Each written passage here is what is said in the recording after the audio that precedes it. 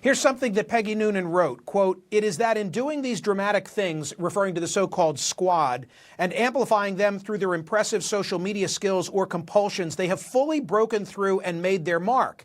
In their fame and celebrity, they altered the face and feel of the party into something that appears more radical, more hissing and accusatory, more hard left." Is that how you would describe it? Well, there's definitely, you look at, I'm running against 24 people. Many of them have moved very far to the left.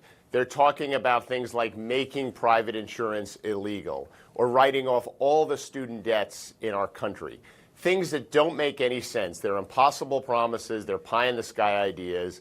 We have to be running on real solutions that solve problems affecting everyday Americans.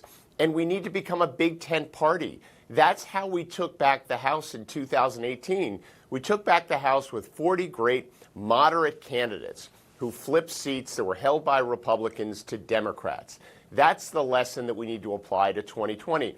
So I think what AOC is doing and what some, Bernie Sanders is doing, and to some extent Elizabeth Warren, they're pushing the party very far to the left. There's definitely energy for that in the primary, but that doesn't represent where most Americans are.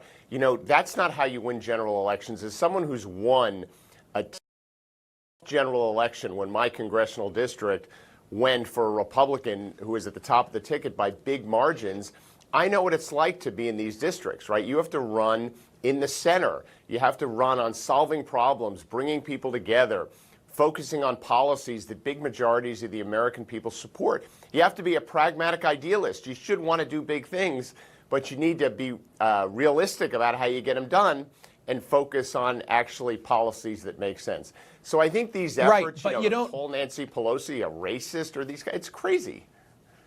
But you don't get to stand for a general election unless you can survive this gauntlet. And so, as to who's out of step, you or AOC, isn't the argument you for the primary and nomination process and her for the general election season? If you break the primary down into the social media primary and you compare that to, say, the Iowa caucus or the New Hampshire primary, I think what I'm running on is much more in step with the Iowa caucus and the New Hampshire primary, where you get a broad spectrum of Democrats represented and participating. The social media primary, which is actually what's happening now, and in many ways the DNC has encouraged this social media primary with their requirement for all these online donors and has oriented everyone towards that. That is not representative of where the Democratic Party is. I really don't believe that, Michael. I think most Democrats self-identify as people who want solutions, want us to work together, want us to make progress, want common sense Main Street solutions to all these big issues that the American people are facing, whether it's healthcare and jobs or climate change, whatever the case may be, the fiscal trajectory of this country. They want people with real ideas, real solutions. They want workable ideas. They want us to tell people how we're going to pay for them, and they want us to tell people how we're going to get them done. I think what's going on right now is there are certain members of our party who are trying to divide the party, who are calling out moderates and saying they don't really represent who the party is. Well, in fact, they are the path forward, right? That's how we took back the House. So I think it's actually very dangerous.